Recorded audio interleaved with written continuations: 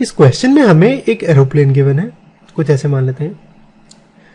एक कोई भी पॉइंट है जमीन में, उस पॉइंट से एंगल ऑफ एलिवेशन इस एरोप्लेन का है 60 डिग्री। तो मैं पॉइंट ए मान लेता हूं। एंगल ऑफ एलिवेशन यानी ये वाला एंगल है 60 डिग्री।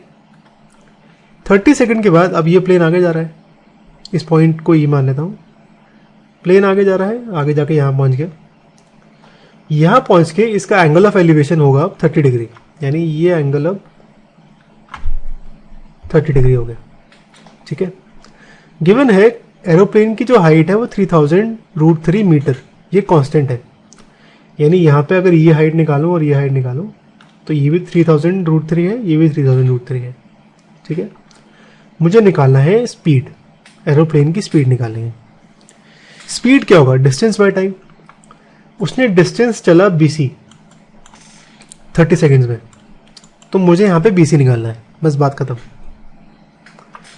कहानी लिख देता हूँ। एक पॉइंट मान लेता हूँ ग्राउंड में, पॉइंट ए, एयरपोर्ट, एयरप्लेन की फ्लाइट, एयरप्लेन की हाइट है 3000√3, तो BE और CD होगा 3000√3। स्पीड निकालनी है, स्पीड के लिए डिस्टेंस ट्रेवल निकालना पड़ेगा, और डिस्टेंस ट्रेवल 30 सेकेंड में है BC।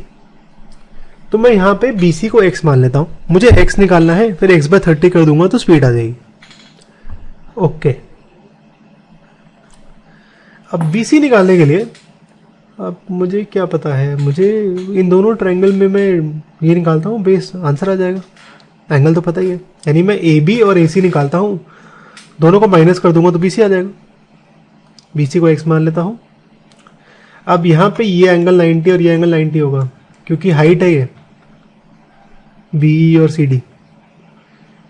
तो मैं इन दोनों ट्रायंगल में अब अप्लाई करता हूँ। मुझे BE पता है और मुझे बेस निकालनी है, तो ये तो बेस बाय हाइट हो गया, यानी tan निकालना है।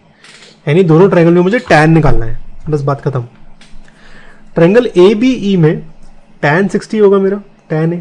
tan होता है side opposite to angle A divide by side adjacent to angle A। Opposite होगी BE और एडजेसेंट होगी AB, और tan A का एंगल है 60 डिग्री, तो tan 60, BE है 3000√3, AB मुझे पता नहीं, रूट और रूट कैंसिल, AB की वैल्यू आएगी 3000 मीटर। ठीक है, अब ये बड़ा वाला ACD, ACD में सेम tan A, अब ये होगा side opposite to angle A यानी CD, और साइड एडजेसेंट यानी AC। तो tan A होगा 30 डिग्री, CD बाई AC यानी 1/√3, CD होगा 3000√3 AC।